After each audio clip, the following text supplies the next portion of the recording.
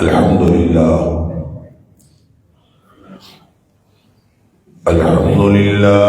الذي لم يتخذ ولدا ولم يكن له شريك في الملك ولم يكن له ولي من الذل وكبره تكبيرا.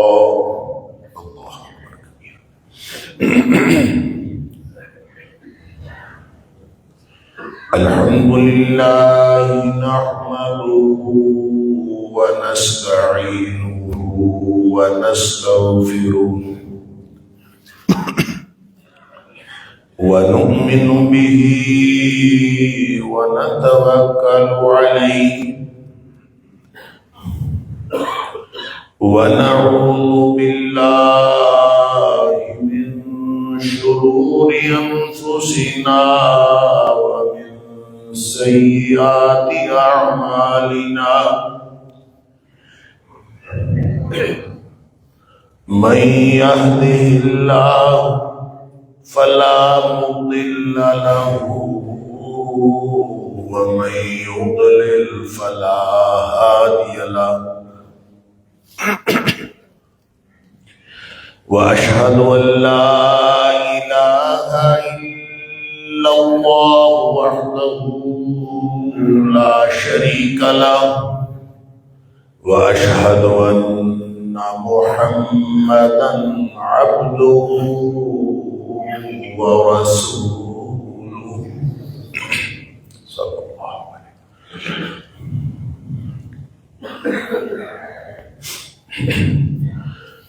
أرسله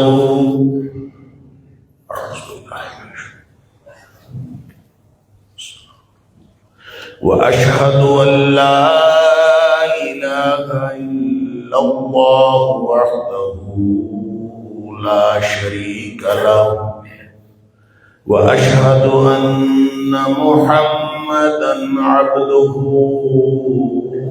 ورسوله صلى الله عليه وسلم.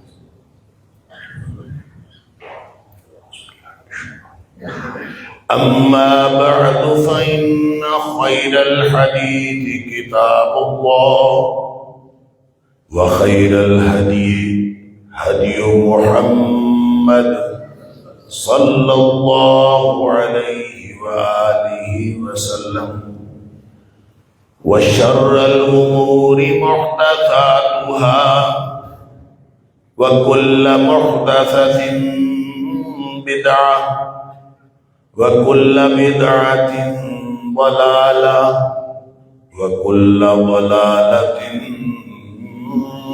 في النار. اللهم إنا نعوذ بك من النار.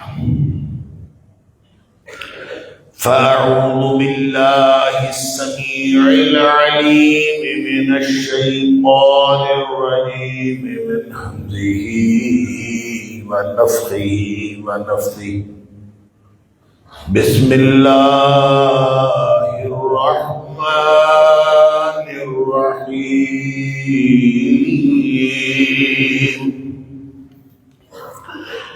واعبدوا الله ولا تشركوا به شيئا وبالوالدين إحسانا وبذي القربى واليتامى والمساكين والجار ذي القربى والجار الجنب والصاحب بالجنب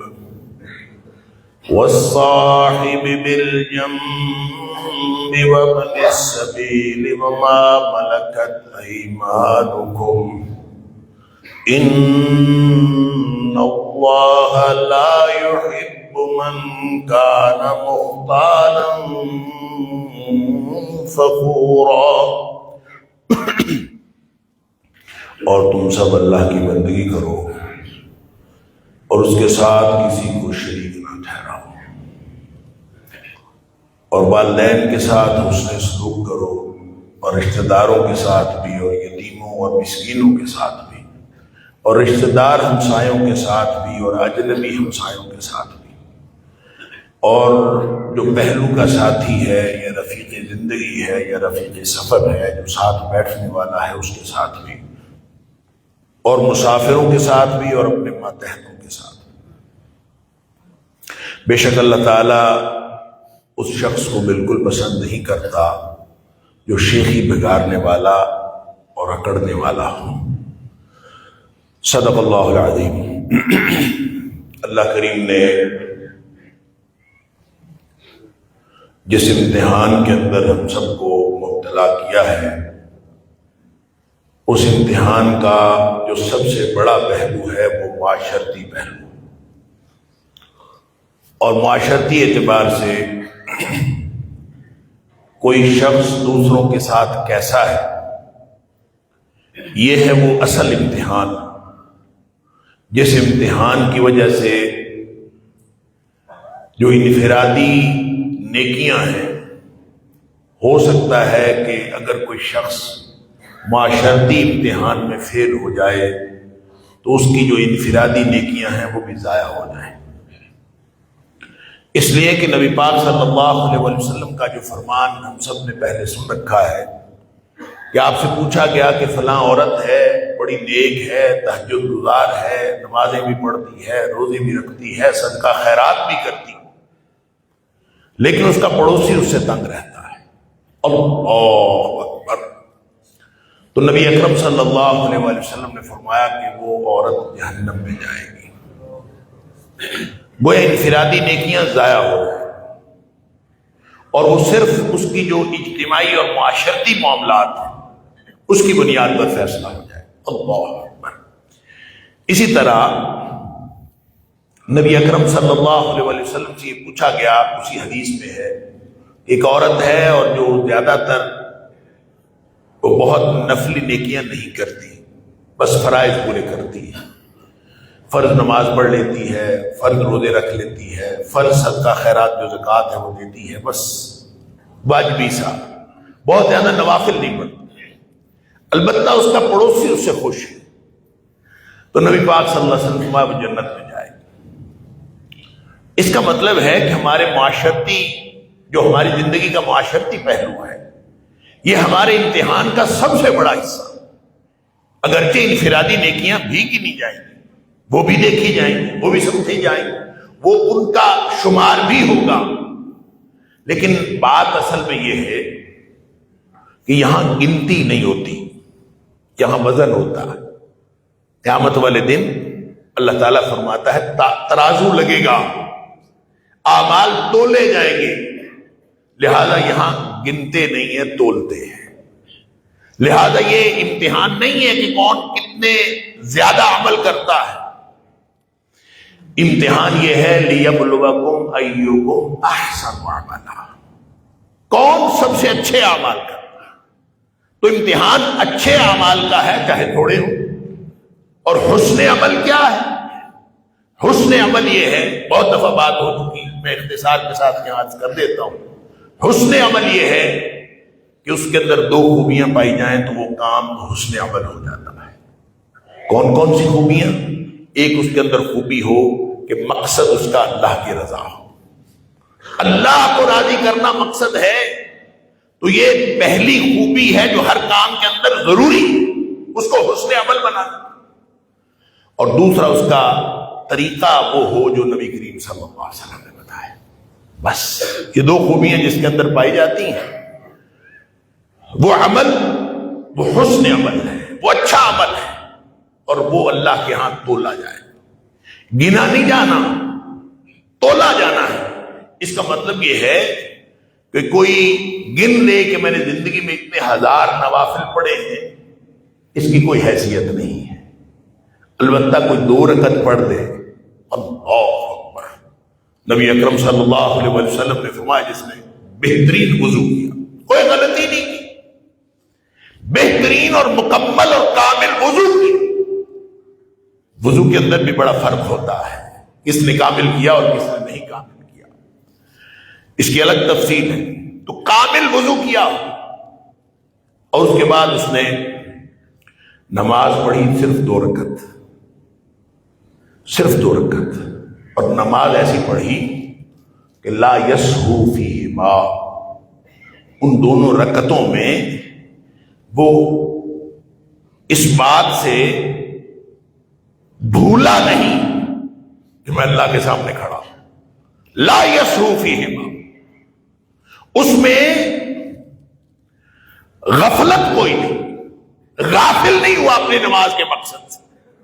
اور اس نے نماز اس طرح کی 2 رکعت پڑھی، نبی پاک صلی اللہ علیہ وسلم فرماتے ہیں واجبت لہ الجنہ، اس کے اوپر جنت واجب ہو جائے صرف 2 رکعت سے. یا فرمایا اس کے ساری زندگی کے گناہ معاف ہو جاتے ہیں صرف 2 رکعت نماز پڑھنے سے. معاملہ کوالٹی کا ہے، کوانٹٹی کا نہیں ہے. کوالٹی دینی ہے اللہ کو، اور اگر وہ کوالٹی ہوئی، جہاں رہ رہے ہیں، جتنا رہ رہے ہیں، جیسا رہ رہے ہیں، جیسے لوگوں سے بھی تعلق ہے، وہ پاگلوں کے ساتھ تعلق بن گیا ہے، تو آپ کہتے ہیں ہم میں سے اکثر کہتے ہیں میرا تو پاگلان الباب ہے. بھئی ساری پاگل ہے، کسی اور سے پوچھو تو جو کہنے والا ہے وہ بھی پاگل ہے. ماہرین نفسیات کہتے ہیں کہ 80% لوگ جو نارمل نظر آتے ہیں ان میں سے 80% لوگ ایب نارمل ہوتے ہیں. لیکن ایب نارملٹی کا فرق ہے، کسی کی کیسی ایب نارملٹی ہے، کسی کی کیسی ایب نارملٹی ہے. گویا کسی نہ کسی پہلو سے ہم سارے ہی پاگل ہیں. تو اللہ کی تخلیق ہے، پیدا کرنے والے نے جیسا پیدا کیا ہے، اور پیدا کرنے والے نے جن والدین کے گھر پیدا کر دیا، جس خاندان میں پیدا کر دیا، آرائیوں میں پیدا ہو گئے، راجپوتوں میں پیدا ہو گئے، جٹوں میں پیدا ہو گئے، یا سیدوں میں پیدا ہو گئے، یہ تکوینی بات ہے، یہ فضیلت کی بات نہیں ہے.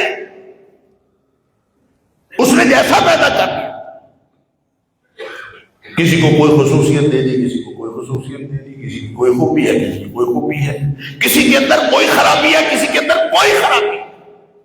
تو جیسے بھی ہیں، جہاں بھی ہیں، جس طرح کی زندگی ہے، اگر وہاں ان کی دی ہوئی تکلیفوں پر صبر کیا، اللہ اکبر، وہ مومن اللہ کو پسند ہے. اور میں نے حدیث آپ کو سنائی تھی، نبی پاک صلی اللہ علیہ وسلم نے فرمایا کہ وہ مومن جو لوگوں کے اندر رہتا ہے، یخالط الناس، لوگوں کے درمیان رہتا ہے، علیحدگی اختیار نہیں کرتا، ان سے ٹوٹتا نہیں ہے، ان سے ہٹتا نہیں ہے، ان سے سیپریشن میں نہیں جاتا، کہیں کسی اپنی کٹیا میں جا کے اپنی زندگی کو عبادت کے لیے مخصوص نہیں کرتا، وہ سب میں بیٹھتا ہے. اللہ اکبر، اللہ اکبر، سب بیٹھتا ہے، الگ نہیں ہوتا. ماں بلائے تو ماں کی خدمت کرتا ہے، باپ کو ضرورت ہو باپ کی خدمت کرتا ہے، بھائیوں بہنوں کو ضرورت ہو ان کی خدمت میں حاضر رہتا ہے، اولاد کو ضرورت ہو اس کے لیے ظاہر رہتا ہے. جتنے جوگا ہے بس اتنا کر رہا ہے. تکلیف پہنچتی ہے تو صبر کرتا. اللہ اکبر. نبی اکرم صلی اللہ علیہ وسلم نے فرمایا خیر من المومن الذي لا يخالط الناس ولا يصبر على اذاهم. دوسرا مومن ہے وہ الگ ہو گیا، اس نے کہا جی میں تو اللہ اللہ کرنے والا آدمی ہوں، میں لوگوں کی کھڑکھڑیے جو ہے وہ برداشت نہیں کر سکتا، میں تو اللہ اللہ کرنے والا ہوں. جا کے کسی مسجد کے حجرے میں بیٹھ گیا، اور جا کے کسی پہاڑ کی غار میں بیٹھ گیا، یا اس نے اپنا کوئی چلہ کشی شروع کر دی، لوگوں سے ہٹ گیا، کٹ گیا، رشتہ دار چھوڑ دیے، یہ مومن اللہ کو پسند نہیں ہے. اللہ کو جو پسند ہے وہ لوگوں میں رہنے والا پسند. تو میں نے عرض کیا تھا کہ جو ہمارے امتحان کا معاشرتی پہلو ہے، یہ ہے اصل میں جو سب سے بڑا حصہ جو ہے معاشرتی پہلو ہے. اور اس میں اگر کوئی کمی رہ گئی نا تو وہ جو دوسری نیکیاں ہیں وہ اس کو پورا نہیں کر سکتی. البتہ دوسری نیکیوں میں کوئی کمی رہ گئی تو یہ پورا کر سکتی ہے. یعنی دوسری نیکیوں میں کوئی کمی رہ گئی، کوئی اعتکاف نہیں بیٹھ، فرائض تو فرائض ہیں، وہ تو پورے کرنے ہی کرنے. یعنی اسلام ایسا نہیں ہے کہ آپ ایک طرف ہو جائے اور دوسری طرف چھوڑ دیں، مکمل پیکج. یا ایھا الذین آمنوا اتقوا اللہ، یا ایھا الذین آمنوا ادخلوا فی السلم کافہ، ایمان والو دین کے اندر پورے کے پورے داخل ہو جاؤ، مکمل پیکیج ہے۔ کوئی شخص یہ نہیں کہہ سکتا اچھا معاشرتی پہلو کی بڑی اہمیت ہے لہذا آج کے بعد میں خدمت خلق کیا کروں گا، والدین سے اچھا سلوک کیا کروں گا، بہن بھائیوں سے اچھا سلوک کروں گا، لیکن نماز کی ضرورت نہیں، روزے کی ضرورت نہیں، زکوٰۃ کی ضرورت نہیں، جو اللہ کے فرائض ہیں، حقوق اللہ ہے، اس کی ضرورت نہیں، میں تو حقوق العباد پورے کروں گا۔ یہ دین نہیں۔ دین یہ ہے کہ وہ بھی کرنا ہے اور وہ بھی کرنا ہے، وہ اپنے وقت پہ وہ ہے، وہ اپنے وقت پہ وہ ہے۔ تو نبی کریم صلی اللہ علیہ وسلم نے فرمایا من المفلس اتدرون من المفلس، لوگو جانتے ہو کنگال کون ہے؟ میں اس کا ترجمہ کرتا ہوں، کنگال، مفلس۔ مفلس کا مطلب غریب، محتاج، بالکل خالی ہاتھ، کچھ بھی نہیں اس کے پاس۔ پنجابی کا لفظ کنگال اس کی پوری ترجمانی کرتا ہے، جس کے پاس ککھ بھی نہ ہو وہ مفلس۔ تدرون من المفلس، کیا تم جانتے ہو مفلس کو؟ اللہ کے رسول صلی اللہ علیہ وسلم ہم مفلس اس کو کہتے ہیں لا درہم ولا دینار لہ، جس کے پاس ٹیڈی پیسہ نہ ہو وہ ہے نا مفلس، جس کے پاس ککھ بھی نہ ہو مفلس۔ لا درہم ولا دینار لہ، یہی صحابہ سمجھے تھے، یہی ہم سمجھتے ہیں کہ کنگال تو وہی ہوتا ہے جس کے پاس کچھ نہ ہو۔ نبی پاک صلی اللہ علیہ وسلم نہیں، تم سمجھے نہیں، میری امت کا مفلس وہ نہیں ہے جس کے پاس پیسہ نہ ہو۔ اللہ اکبر، یہاں امت میں اللہ اکبر پیسے والے کنگال ہوتے ہیں، پیسے والے کنگال، اور ریڑیوں پہ بیٹھنے والے اور کوڑا اٹھانے والے بھی امیر ہوتے ہیں۔ یہ امیری غریبی کا وہ تصور نہیں ہے جو میں اور آپ سمجھتے ہیں۔ کھرب پتی کنگال ہوتے ہیں، کھرب پتی کنگال ہوتے ہیں۔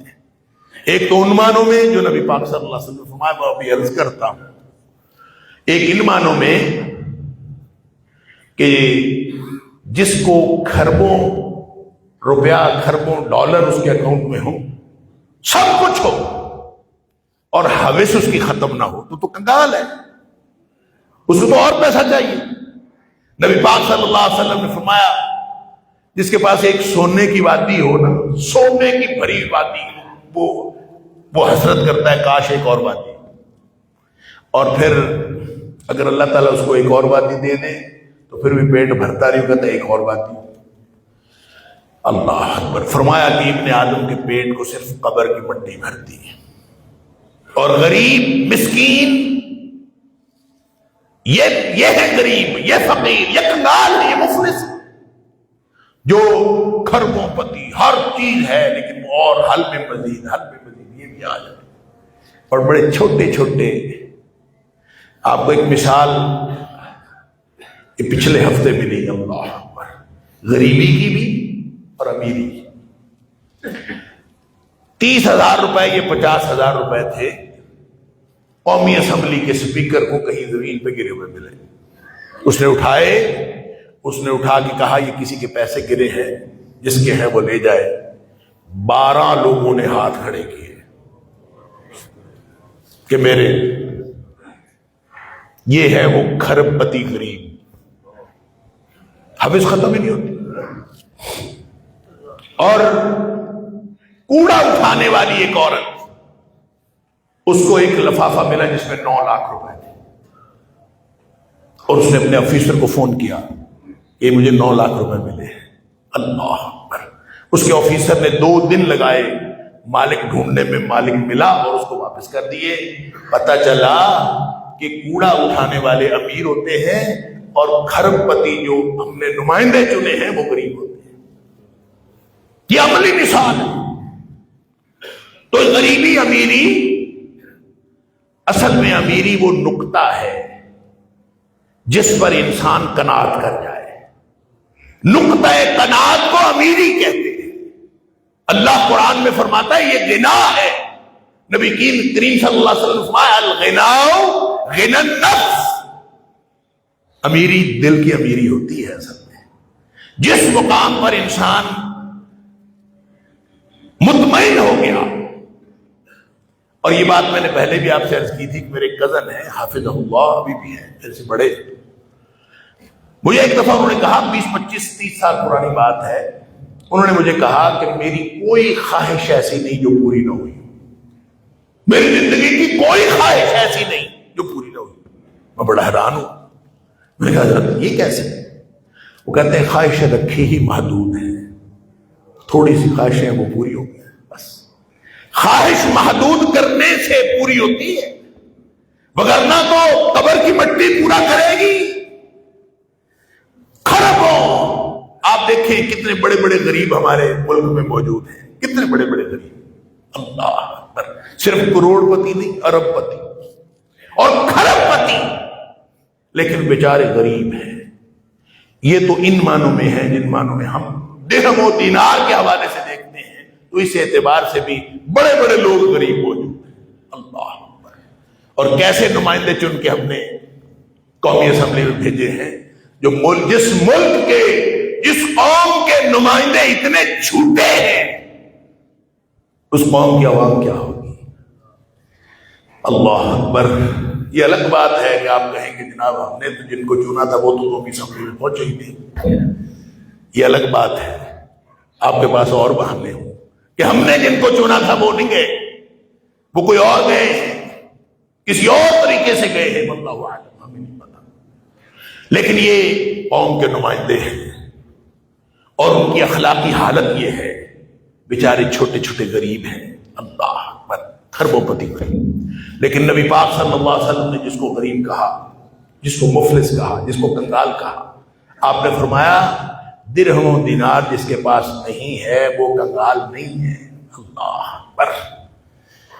فرمایا کہ کنگال وہ ہے کہ قیامت والے دن آئے گا، میری امت کا مفلس وہ ہے کہ قیامت والے دن آئے گا، نمازیں بھی اس کے پاس ہوں گی، روزے بھی اس کے پاس ہوں گے، زکوٰۃ بھی اس کے پاس ہوگی، حج بھی اس کے پاس ہوگا، عمرے بھی اس کے پاس ہوں گی، ساری نیکیاں اس کے پاس ہوں گی. لیکن اس حال میں آئے گا کہ کسی کو مارا ہوگا، کسی کو گالی دی ہوگی، کسی کو تکلیف پہنچائی ہوگی، کسی کا خون بہایا ہوگا، کسی کا مال کھایا ہوگا، لوگوں کے اوپر زیادتیاں کی ہوں گی، جو ارد گرد کے رہنے والے ہیں ان کے اوپر زیادتیاں کی. اللہ اکبر. پھر کیا ہوگا؟ نبی کریم صلی اللہ علیہ وسلم نے فرمایا پھر یہ ہوگا کہ وہ جتنے لوگ ہیں جن کو اس نے دنیا میں تکلیف پہنچائی وہ سارے اس کے ارد گرد کھڑے ہوں گے. اللہ تعالیٰ اس کی نیکیاں لے کے ان میں تقسیم کر دے گا اور نیکیاں تقسیم ہوتی جائیں گی. اللہ اکبر. اور نبی کریم صلی اللہ علیہ وسلم نے فرمایا اگر اس کی نیکیاں ختم ہو گئی قبل ان یقضى فإن فانیت، اگر اس کی نیکیاں ختم ہو گئی قبل ان یقضى مما علیہ، اس سے قبل کے جو اس کے اوپر تھا، یعنی جتنی نیکیاں تھیں وہ تو چلی گئی، حق و حقوق ابھی باقی تھے، تو نبی کریم صلی اللہ علیہ وسلم نے فرمایا پھر ان کے گناہ لے کے اس کے اوپر ڈال دیے جائیں گے. ہے نا کنگال، نیکیاں تھیں، کچھ بھی نہ بچا، الٹا گناہ آ گئے. فرمایا ثم طرح فی النار، پھر ان کو اس کو جہنم میں پھینک دیا جائے گا. یہ ہے کنگال. لہذا ادخلوا فی السلم کافہ، نمازیں بھی پڑھنی ہیں، نماز پڑھنے کے بعد فَإِذَا قُضِيَتِ الصَّلَاةُ فَانتَشِرُوا فِي الْأَرْضِ، زمین میں نکل جاؤ. پھر تمہیں آگے رشتہ دار ملے تو، یتیم ملے تو، مسکین ملے تو، کوئی مسافر ملے تو، آپ کا اجنبی ہمسایہ ہو تو، آپ کا رشتہ دار ہمسایہ ہو تو، کوئی ماتحت نوکر ملازم ہو تو، آپ کا اصل امتحان وہ ہے، آپ کا اصل امتحان وہ ہے. وَاذْكُرُوا اللَّهَ كَثِيرًا لَعَلَّكُمْ تُفْلِحُونَ. وہاں اللہ کو یاد رکھنا. صحابی پوچھتا ہے اللہ کے رسول صلی اللہ علیہ وسلم میں اپنے نوکر کو کتنی دفعہ معاف کروں؟ تب نوکر غلام ہوتے تھے نا، غلامی کا دور تھا. آج غلام نہیں ہوتے لیکن غلام جیسے ہی ہوتے ہیں جن کو آپ تنخواہ دیتے ہیں، بیچارے کیا کریں، جن کی روزی آپ کے ہاتھ میں، آپ اس کو دھمکی لگاتے ہیں میں تیری تنخواہ کاٹ لوں گا۔ یہ جو تنخواہ کاٹ لینے کی دھمکی ہے نا، یا کاٹ لینا، بہت سارے لوگ کاٹ لیتے ہیں اپنے ملازموں کی تنخواہیں کاٹ لیتے ہیں، اس کے پاس ہوتا ہی کیا جو آپ کاٹ لیتے ہیں؟ سن لیجیے، نبی پاک صلی اللہ علیہ وسلم نے فرمایا کفا بالمرء اثما، آدمی کے گناہگار ہونے کے لیے کافی ہے، اللہ اکبر، کہ یہ کسی بھی ان یحبث عمن یملک قوتہ، کہ جو اس کا ملازم ہے، جو اس کا ماتحت ہے، اس کی روزی بند کر دے، اس سے بڑا گناہ ہے ہی کوئی نہیں۔ ماتحت کی، نوکر کی، ملازم کی روزی بند کر دینا، کسی آدمی کے گناہگار چاہے جتنا مرضی بڑا حاجی صاحب ہو، جتنے مرضی بڑے حج اور عمرے کیے ہوئے ہو، تہجدیں پڑھتا ہو، اگر اس نے اپنے ملازم کی روزی کسی بھی وجہ سے روک لی، نبی پاک صلی اللہ علیہ وسلم فرماتے ہیں کفا بالمرء اثما، اس کے گناہگار ہونے کے لیے اتنی بات ہی کافی ہے۔ اپنے نوکر کو، اللہ، صحابی پوچھتا ہے اللہ کے رسول غلطی کرتا ہے، وہ روز غلطیاں کرتا ہے، میں ایک دن میں کتنی دفعہ اس کو معاف کروں، بھی بار بار غلطی کرتا۔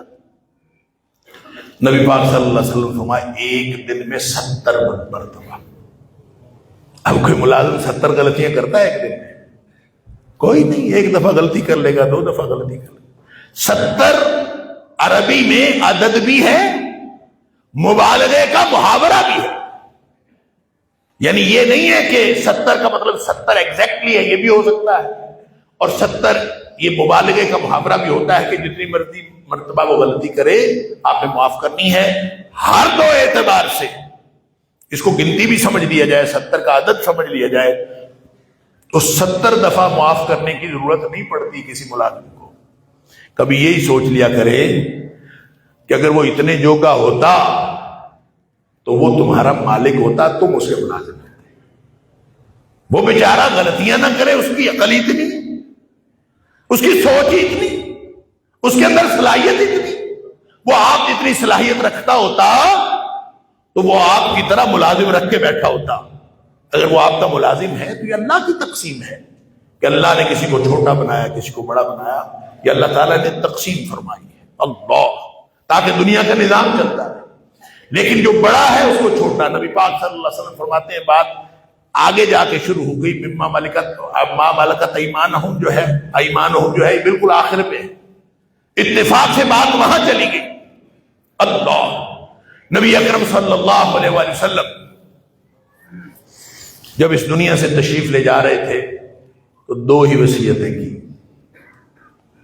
یہ ان لوگوں کے لیے بھی، یہ 2 وصیتیں جو نبی پاک صلی اللہ علیہ وسلم بار بار فرما رہے تھے، یہ ان لوگوں کے لیے بھی سبق ہے جو کہتے ہیں حقوق العباد اہم ہے، حقوق اللہ اہم نہیں ہے، جس پر پہلے کئی دفعہ بات ہو چکی۔ نبی پاک صلی اللہ علیہ وسلم الصلاۃ وما ملکت ایمانکم، الصلاۃ وما ملکت ایمانکم، الصلاۃ وما ملکت ایمانکم۔ نبی پاک صلی اللہ علیہ وسلم دہرائے جاتے تھے کہ نماز اور غلاموں کے بارے میں نبی پاک صلی اللہ علیہ وسلم تاکید فرما رہے تھے۔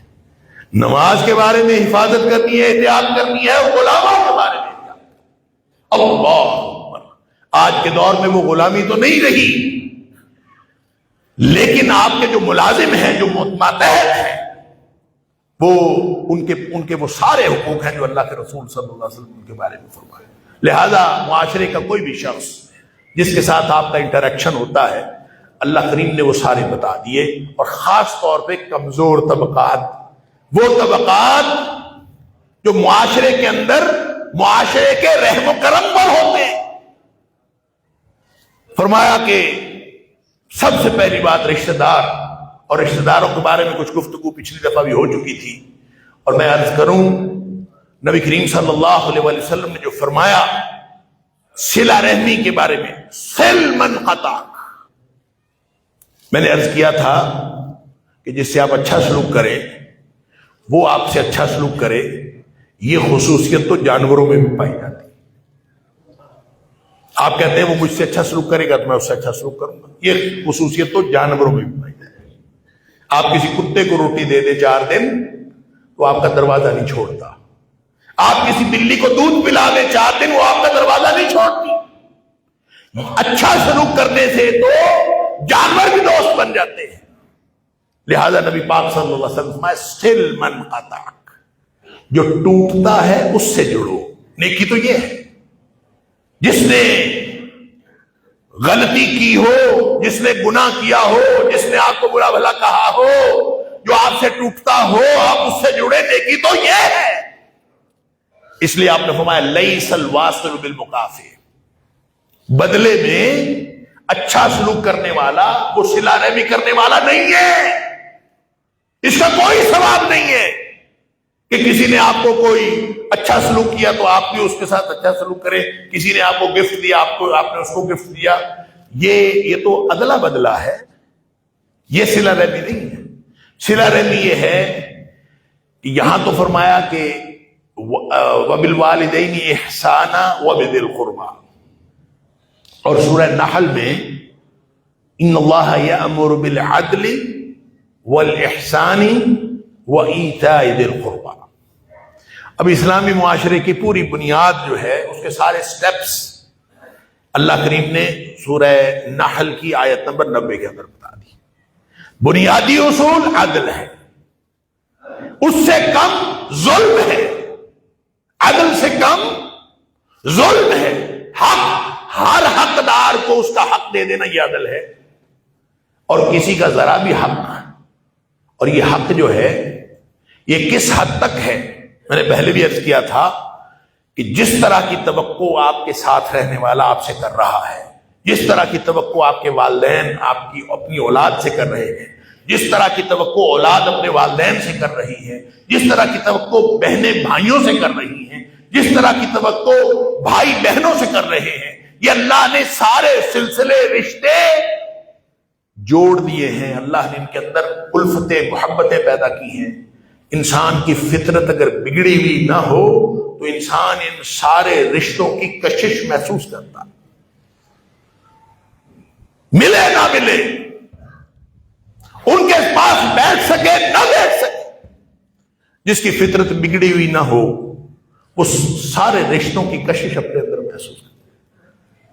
پنجابی میں کہتے ہیں کھچ پہنتی ہے، یہ کھچ تو پڑتی ہے، رشتہ داروں کی کشش ہوتی ہے، وہ کوئی ہو، جتنا مرضی دور کا رشتہ دار ہو، اگر آپ کے اندر آپ کی فطرت بگڑی ہوئی نہیں ہے تو اللہ نے جتنے تعلقات بنائے ہیں ان تعلقات کے اندر کشش بھی رکھی ہے۔